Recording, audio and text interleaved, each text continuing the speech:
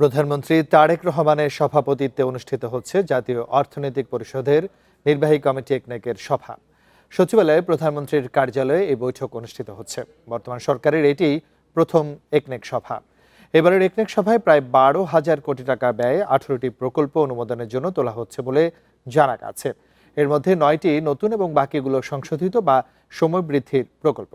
ঢাকা ও Chittagong city কর্পোরেশনের অবকাঠামো উন্নয়ন, ঢাকার জরুরি পানি সরবরাহ, সাফার সেনানিবাসে ব্যারাক নির্মাণ, 8 বিভাগে ডায়াগনস্টিক সেন্টার স্থাপন, গোপালগঞ্জ ডেন্টাল কলেজ ও সচিবালয়ের নতুন ভবন নির্মাণ প্রকল্প গুরুত্ব পাচ্ছে। সরকারের নতুন পরিকল্পনায় উন্নয়ন প্রকল্প বাস্তবায়নে আনা হয়েছে বড় পরিবর্তন। 200-র বেশি সার্ভিস ও ফিচারে লেনদেনের সব বিকাশ অ্যাপে সম্ভব।